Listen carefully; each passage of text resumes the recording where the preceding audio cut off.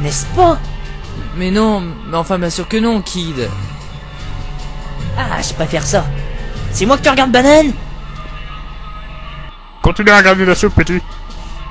Eh bien quoi? Eh bien, qu'est-ce que tu fabriques encore ici? Pardon, Kid, je vais à la planque, j'y cours.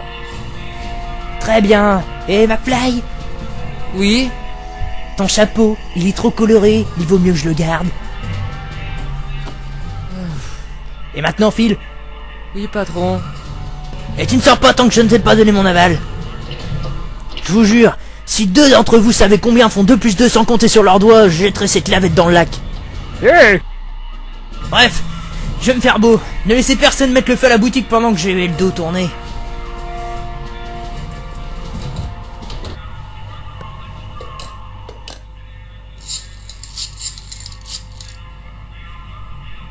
Résidence Brown. Bonjour, vous savez où je peux trouver Emmett Brown? Le jeune maître Brown travaille actuellement au palais de justice. Qui dois-je annoncer? Au palais de justice? Doc ne m'a jamais dit qu'il avait travaillé au palais de justice. Bah les pattes, ce seront des documents législatifs très sensibles. Personne n'est autorisé à toucher à ça, à part les juristes qui ont prêté serment. C'est ce que dit papa, enfin le juge Brown. Juge Brown? Doc, enchanté. Je suis Michael Corleone. Emmett Brown, je fais mon droit, pas médecine. Maintenant, poussez-vous de mon chemin. J'ai une affaire importante à régler. Écoutez, Emmett, vous me connaissez pas, mais je suis votre ami. Je n'aime pas avoir des amis, ils vous empêchent de travailler. Quelle est cette affaire importante que vous avez à régler? C'est une affaire juridique très compliquée, très abstruse. Je dois faire 3 paragraphes sur 5 personnes différentes. Chaque copie de cette citation pour dommages et intérêts avant que le juge Brown ne pense à accorder un non-lieu à la partie adverse. Vous n'avez aucune idée de ce dont il s'agit, pas vrai? C'est très important. Allons, Emmett, à quelle heure vous finissez votre travail? Cela dépend. En semaine, il arrive que père me garde au bureau, puis jusque 9h. À 9h du soir, mais on est samedi aujourd'hui. Oui, donc je ne sortirai sûrement pas avant 10h. Que direz-vous de partir plus tôt et que je vous paye un soda? N'essayez pas de me détourner de mon devoir avec des boissons sucrées. Faire régner la justice est une de mes passions. Et si je partais avant 8h, père me tuerait. On dirait que vous avez peur de votre père. Peur de mon père? Père est le juge le plus éclairé, le plus juste, le plus droit que Hill Valley ait jamais connu. Les seuls qui redoutent le juge Brown sont ceux qui cachent de terribles secrets, et je n'en cache pas. Vous voyez, j'appartiens en quelque sorte au monde de la science, c'est pour ça que je suis d'ici. Ce n'est pas que cela ne m'intéresse pas le moins du monde, car la science est la discipline la plus éloignée de ma passion qui est le droit, mais je ne vous crois pas. Je vous le jure, je suis un scientifique. Dites-moi quelque chose, monsieur le scientifique, qui sort de votre vaste connaissance de la science. L'os de la jambe est relié à l'os de la cuisse. Incroyable! Écoutez, je sais que vous travaillez pour une nouvelle invention dans votre labo. Une invention? Vous devez me confondre avec quelqu'un d'autre. Je fais mon droit, je ne m'intéresse absolument pas à la science. Tss, Doc! Marty, tu as retrouvé le jeune Emmett? Bon, j'ai rencontré le jeune Doc. Merveilleux. Et je dois dire que vous êtes plutôt coincé dans votre genre. Quoi? Vous ne m'avez même pas adressé la parole. C'est dur à croire. Que s'était passé? Raconte-moi. J'ai essayé de lui parler de la foreuse, mais il a retorqué qu'il n'était pas un scientifique. Quoi? Pourquoi? Oh, père. Quel est le rapport avec votre père? En 1931, je tremblais encore que mon père puisse un jour découvrir mes prédispositions pour la science. Je gardais tout cela secret et je pratiquais la science à des heures indues, loin de son regard indiscret. Ça craint. Oui, ça craignait un max. J'ai fini par me défendre face à lui. Mais actuellement, le jeune Doc doit penser que mon père t'a envoyé le surveiller. Comment réussir à convaincre le jeune Doc que je ne suis pas un espion? Je ne sais pas. Si le jeune Doc passe son temps à marmonner quelque chose, qu'est-ce qu'il raconte? Marmonner? Pourquoi est-ce que je marmonnerais? Je ne marmonne jamais, sauf lors de l'expo de Hill Valley. L'expo?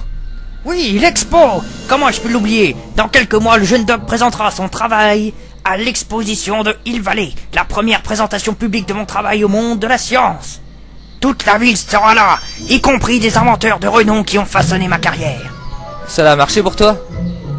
Non, c'était un échec, hein, un échec critique, mais spectaculaire. Celui qui a transformé le scientifique de garage amateur que j'étais en chercheur professionnel de la vérité que je suis. C'est quoi le rapport entre l'expo et vous qui marmonnez? Dans ma jeunesse, j'évacuais mon stress en essayant de résoudre des énigmes mathématiques complexes. Le jeune doc doit sûrement être en train de travailler sur un casse-tête mathématique dans le but de canaliser son énergie cérébrale. Pendant les semaines précédentes, l'expo, à propos de quoi je marmonnais? Je n'en sais rien, une histoire de H puissance quelque chose avec l'inverse d'autre chose. Les équations, c'est pas ma tasse de thé. Dommage. Je parie que si j'avais à résoudre le problème du jeune doc, il serait plus enclin à t'écouter. Vous savez, le jeune doc me semble vraiment aimer le droit. Ce n'est qu'une façade, je te le jure. Je devais soigner les apparences pour assurer mon père. On parlera des problèmes du jeune doc une autre fois. Oui, c'est pas tout, mais le temps presse. Ah, réfléchis, mec, réfléchis. H puissance A multiplié à l'inverse de A, H puissance A que multiplie l'inverse de A.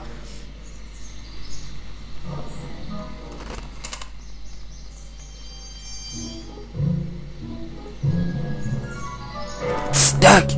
Marty! Le plan d'évasion, ça avance? Bon alors, Doc, est-ce que ça vous dit quelque chose?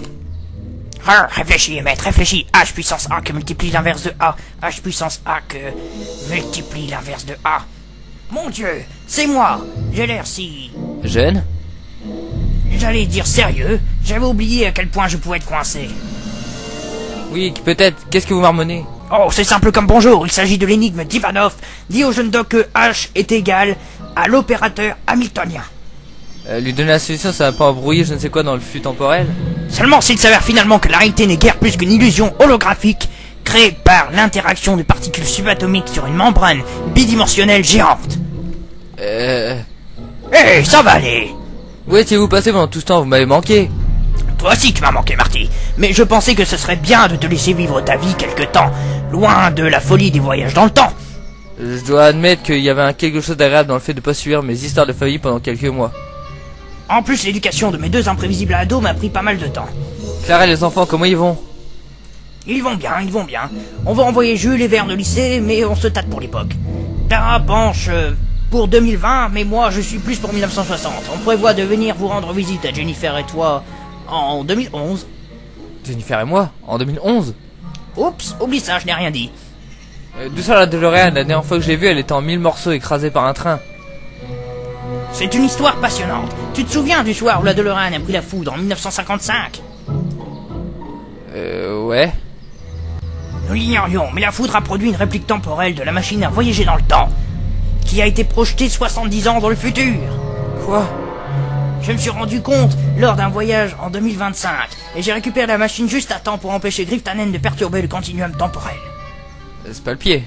Donc cette DeLorean? C'est la réplique parfaite de la machine originale, hormis les petits accessoires que j'ai ajoutés au fil des ans, bien sûr. Mais au fait, qu'est-ce que vous fabriquez en 1931? Oh, rien de bien excitant, je cultive un peu la nostalgie, je dégote quelques bouquins qui ne sont plus réédités. Pour l'anniversaire de Clara, je résous un ou deux mystères, la routine quoi. La routine? Votre vie n'a rien d'une routine, Doc. C'est bon d'étrange, Marty. Je suis désolé d'avoir vous l'annoncer, mais l'écran de date de départ est mort. Vraiment? Comment m'as-tu trouvé alors? J'ai trouvé une des chaussures d'Edna Strickland de la DeLorean. Comment une des chaussures a-t-elle atterri dans la DeLorean? Einstein lui a volé. Vraiment? Étrange. Einstein n'a jamais attaqué personne. Pas sans une bonne raison en tout cas. Comment vous avez atterri en prison en 1931 au fait? Durant mon voyage dans le passé, j'ai décidé de me pencher sur l'un des mystères irrésolus de Hill Valley. L'incendie du barque clandestin. Exactement. Je pensais être à l'abri de l'autre côté de la rue, mais lorsque le feu s'est déclaré, une énorme explosion a retenti. J'étais assommé par une brique. L'explosion était probablement due à cet alcool dans le bar. Bref, quand je suis revenu à moi, j'étais ici en prison. On m'accuse d'avoir mis le feu. Mais c'est affreux. En effet, mais le pire c'est que je ne sais toujours pas qui a allumé cet incendie. Vous ne devinez jamais sur qui je suis tombé à la soupe populaire. Mon grand-père. Non. Ne vous inquiétez pas, je lui ai rien dit qui puisse altérer son avenir. Parfait. Même si j'aurais voulu, la bande de Tannen le traite comme de la merde. Pas de soucis, si l'histoire se déroule comme prévu, il échappera bientôt à la domination de King Tannen et pourra enfin vivre sa vie d'humble comptable avec ta grand-mère. C'est quoi son nom déjà? Sylvia. Oui, c'est ça, Sylvia. Qu'est-ce que c'est que cette histoire avec ce salaud de Kit Tannen d'ailleurs? Le père de Biff, dans exactement 1 an, il sera condamné à perpétuité à Saint-Quentin. Il y a même une chanson là-dessus. Attendez, si Biff était né en 1938 et que Kid était né en prison. Si je me souviens bien, il s'est évadé en prison en 1937 pendant près de 3 heures. C'est ce qu'on appelle 3 heures bien remplies. Pas de blague. Qu'est-ce que vous savez d'Edna Strickland? Edna, nous n'avons jamais vraiment sympathisé. Dans notre jeunesse, elle était un peu plus âgée que moi, et nous évoluons dans 2 modèles socio-économiques distincts. Pourquoi? Depuis que vous avez incendié ce bar clandestin, vous êtes son héros. Elle a écrit une histoire sur vous. Une histoire? Ah oui, ça me revient. Edna raconte sa colonne dans le journal. C'est vite improvisé en tribune anti-alcool. Elle était persuadée que la consommation d'alcool menait inévitablement à un échec social total. Elle a l'air cool. Tu aurais dû la voir quand les hippies sont arrivés dans les années 60. Elle en est quasiment devenue folle. Voilà qui expliquerait pas mal de choses. Oui, je sais que le moment est mal choisi, mais j'ai remis la main sur votre carnet. Ah, c'est donc là que je l'avais laissé. Pourquoi tu l'as amené? Ah, parce que la banque est en train de liquider tous vos biens. Ils n'ont pas le droit de faire ça. C'est ce que je me tue à leur dire. Garde ça précieusement. Nous réglerons ces problèmes financiers de 1986 une fois que nous aurons évité que je meure tragiquement en 1931. Attendez là, Doc. Si c'est un jeu de mots, ce n'est pas très drôle, Marty. Encore vous ne voyez pas que je suis occupé? H est peut-être égal à l'opérateur hamiltonien. Qu'est-ce que vous avez dit? J'ai dit H est peut-être égal à... L'opérateur hamiltonien? Ouais. Non de Zeus, si H est l'opérateur hamiltonien, alors H puissance A multiplié par l'inverse de H ne peut être qu'égal à la valeur prévisionnelle de A. Haha, c'est ça, c'est la solution à l'énigme d'Ivanov. Le problème sur lequel je penche depuis 1 semaine. Je suis sûr que vous aurez trouvé la solution par vous-même, dans un jour, peut-être 2, exactement comme pour la foreuse à percussion. Où en avez-vous appris autant sur la science? Eh bien, c'est-à-dire que... Attendez, vous êtes au courant pour ma foreuse à percussion, alors il ne peut y avoir qu'une seule explication. Laquelle? Vous êtes de l'Institut de la propriété industrielle. Je dois avouer que je ne savais plus trop à quoi m'attendre quand je vous ai envoyé les papiers, mais je ne m'attendais sûrement pas à ça. Bienvenue, je suis à votre service. Que puis-je faire pour vous? Je peux avoir votre foreuse à percussion?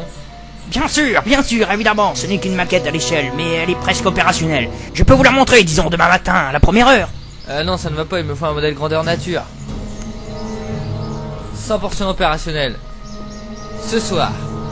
Auquel cas nous serons dans l'obligation de décerner le prix à notre inventeur de la compétition, le Dr McCoy. C'est impossible, je veux dire construire un modèle taille réelle dans ces délais, c'est sûrement possible, mais je n'ai pas le combustible nécessaire pour l'alimenter. Vous le fournirez, qu'est-ce que c'est? De l'alcool de grain, 95 degrés. Et vous savez combien il est difficile d'avoir de l'alcool ces temps-ci. Surtout depuis l'explosion du bar clandestin. Et en plus, je ne peux pas quitter le travail avant d'avoir remis cette situation à comparaître. Cela fait partie de l'enquête menée contre Kit Tannen. Vous devez vraiment voir cette foreuse à percussion aujourd'hui? Oui, vous devez remettre cette citation impérativement aujourd'hui. Oui. Écoutez, je vous aiderai à remettre ces... Je ferai en sorte que vous ayez l'alcool qu'il vous faut. Chut. Si cela vous aide à finir la foreuse ce soir, marché conclu. Marché conclu. Voilà la citation. Arthur McFly, je dois citer mon grand-père à te comparaître.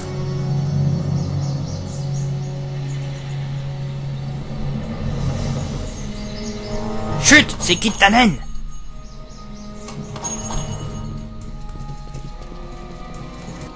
Et je viens de voir un sous-populaire et crier après Arthur McFly. Ça ne m'étonne pas, Arthur tient les comptes de son affaire. Quel genre d'affaire? C'est ce que le procureur aimerait bien savoir. Allons lui parler. Non. Pourquoi pas, Kit Tannen peut nous dire lui où se cache Arthur. Oui, ou alors il peut aussi nous mettre entre 4 planches. Vous distribuez beaucoup de citations? Père, on va toujours faire le sale travail. Il veut que je côtoie des gens différents. Je ne côtoie que de nouveaux jurons. Si c'est un sale boulot, pourquoi vous dites pas non? Qu'est-ce qui pourrait bien m'arriver en faisant ce travail? Pourrez vous tirer dessus? Oui, eh bien, croyez-moi, ce n'est rien en comparaison du travail que fait Père. Vous savez, on peut trouver Arthur. Pas du tout, si seulement on avait un moyen de retrouver sa trace. Cette citation est pour Arthur McFly. L'avez-vous vu? Bah, quelques secondes à sous-populaire, mais je pense qu'il aurait parti se cacher. Brillante déduction, Einstein. Et pour Kit Tannen, on sait quoi sur lui? Il est fort, odieux, pas très intelligent, et il n'aime pas qu'on se mette en travers de son chemin. Y a pas de doute, c'est un Tannen.